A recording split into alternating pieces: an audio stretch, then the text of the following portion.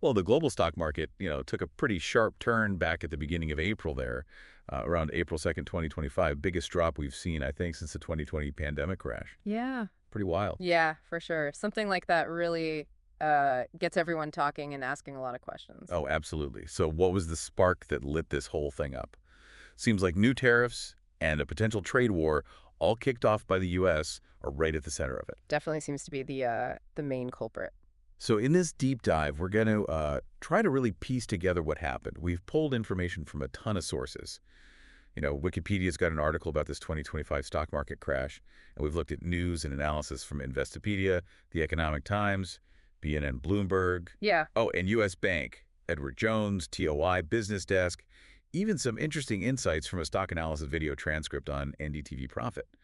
Plus, we've got the stock market forecast from Trading Economics. Wow, that's quite a lot of sources. Yeah, we're going to try to make sense of it all. Break down, the background to these tariffs, the immediate market reactions, North America, Asia, Europe, how are different countries responding? And of course, what do the experts think all of this means for the economy and for, well, everyday people who are potentially impacted by all of this? But before we jump in, just a quick reminder, this deep dive is just for informational and entertainment purposes. It's not professional advice. Think of it as, a fun and informative starting point. Hopefully you enjoy it. So let's unpack all of this. Seems like it all started on April 2nd, 2025, a day they were calling Liberation Day, with the announcement of these huge new tariffs from the U.S. That's right. And the stated goal, at least from the U.S. side, was to really try to encourage more industry growth within the U.S. and reduce that trade deficit. That goal of economic self-sufficiency, protecting domestic industries, that's been a pretty common theme. Yeah, and these weren't just, small tweaks. These were some pretty big adjustments. We're talking 10% tariff on almost all imports, just as a baseline. But then, specific countries got hit with way higher rates. China, a whopping 54%, EU, 20%, Vietnam, 46%, Thailand, 36%, Japan, 24%, Cambodia, 49%, Taiwan, 32%. It's a long list. Oh. Oh, and funny enough, a few things got excluded, like resources from the uninhabited McDonald Islands. You got to wonder about those exceptions, huh? Right. So how did they even put these tariffs in place? Well, they did it unilaterally. The U.S. used this thing called the International Emergency Economic Powers Act. It's a law that gives the executive branch power to take certain economic actions when there is a national emergency. And the argument was that the ongoing trade deficit was, well, a national emergency. That's how they justified it. Interesting.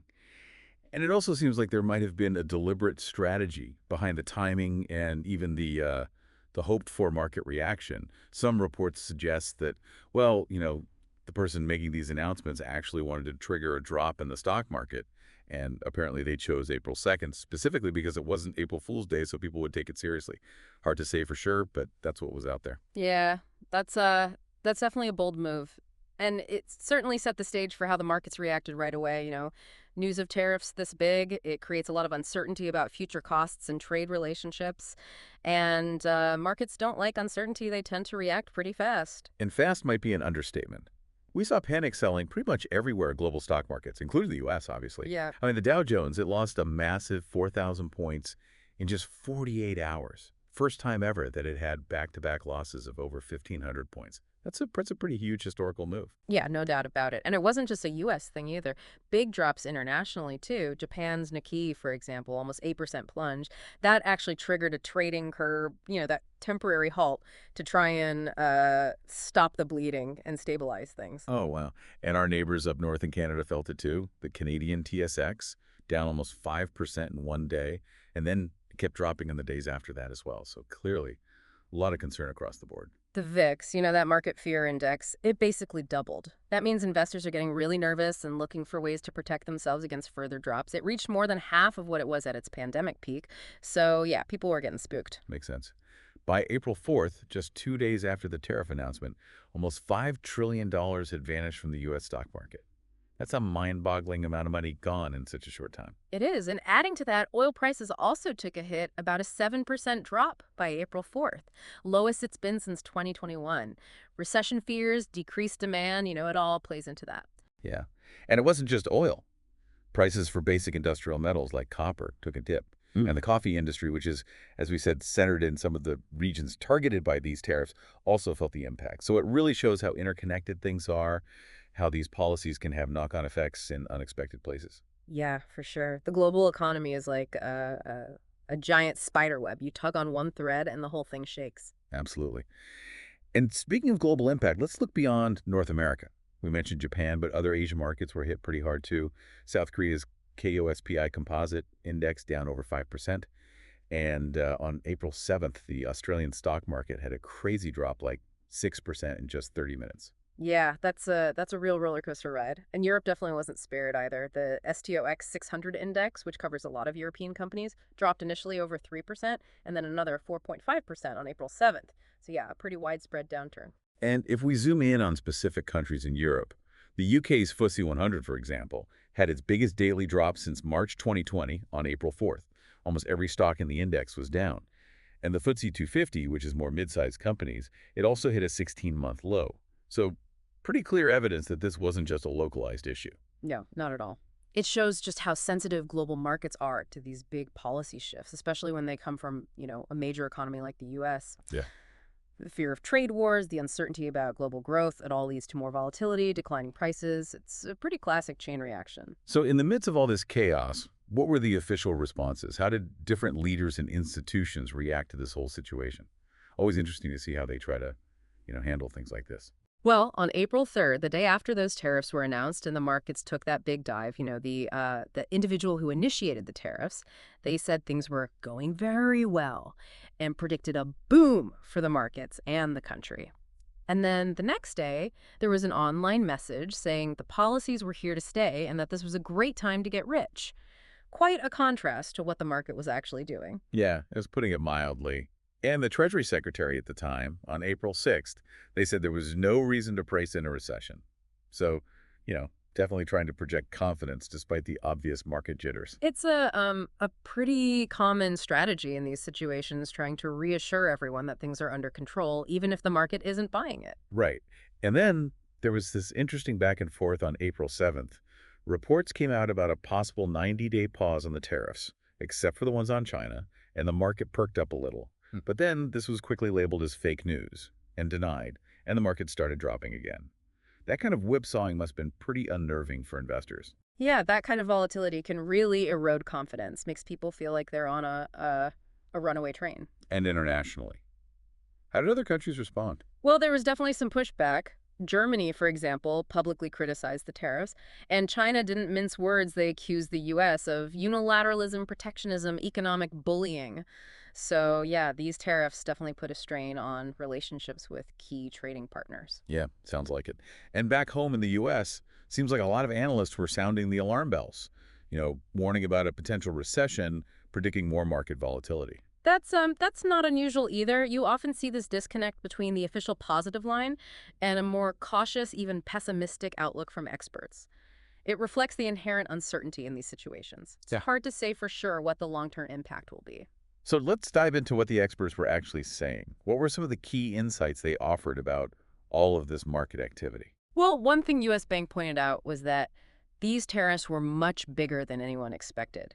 That kind of unexpected severity, it immediately raised concerns about increased costs for businesses.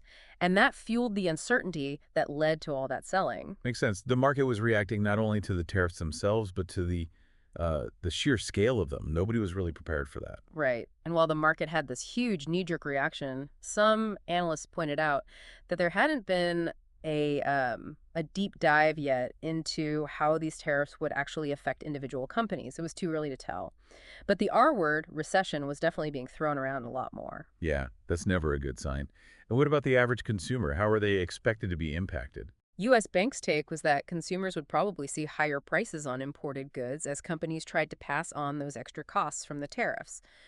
But, the overall impact on consumer spending, that was still up in the air. A lot depended on the job market. If people kept their jobs, they might be able to absorb some of those higher prices. But if jobs started disappearing, well, that's a whole different story. Yeah, for sure. A strong job market can definitely act as a buffer, but if that starts to weaken, it can really amplify the negative effects. Exactly. And were there specific sectors that got hit harder than others? Absolutely. Tech companies and companies selling non-essential consumer goods, they were among the hardest hit. They tend to rely a lot on global supply chains, for parts and finished products. Smaller companies also seem to be struggling more than the bigger players.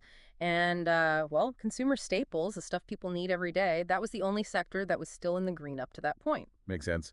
When things are uncertain, people tend to cut back on the big ticket items and focus on the essentials. Yeah, that's a pretty common pattern. Now, here's an interesting wrinkle. While the US market was really struggling, global stocks outside the US, they were actually doing a bit better. And that was partly because some other countries were increasing government spending, which probably helped to prop things up a bit. So even though the U.S. was the one driving these tariffs, other parts of the world might have had some things working in their favor to counteract some of the negativity. Exactly. And remember that VIX, the fear index we talked about, it shot up to some historically high levels, which really tells you that confidence was evaporating. You usually see those kinds of spikes in the VIX before or doing big market shakeups. And consumer confidence surveys also took a hit, which isn't surprising given the overall mood. Yeah, US Bank noted that drop in consumer confidence, which was kind of strange considering that the economy had been growing pretty steadily in the years leading up to this. But, people's expectations for the future, that's a powerful thing, and it was definitely being shaped by all this talk of tariffs and trade wars. So what was the advice from the experts for investors who are, trying to figure out how to navigate this whole mess? Well, US Bank was pretty clear diversification and a long-term perspective are key. They also suggested that if you had some extra cash, maybe consider investing it gradually over time instead of trying to time the market perfectly. Yeah, that's pretty standard advice when things are uncertain. Don't panic, stick to your plan, don't try to outsmart the market. Right. And both Investopedia and the Economic Times mentioned that investors were becoming more skeptical of companies' financial forecasts, especially as companies started releasing their earnings. All this uncertainty from the tariffs made it really hard for companies to predict what their future profits would look like. Yeah, understandable. If you don't know what the trade landscape is going to look like, it's pretty hard to say with any certainty how your business is going to perform. Absolutely.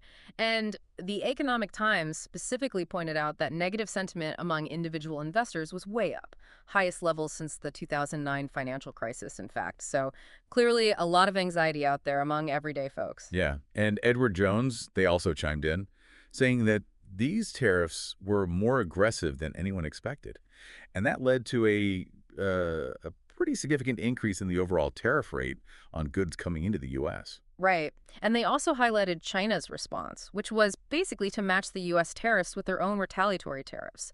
That kind of tit-for-tat escalation, it's a pretty typical pattern in trade disputes. Yeah, for sure.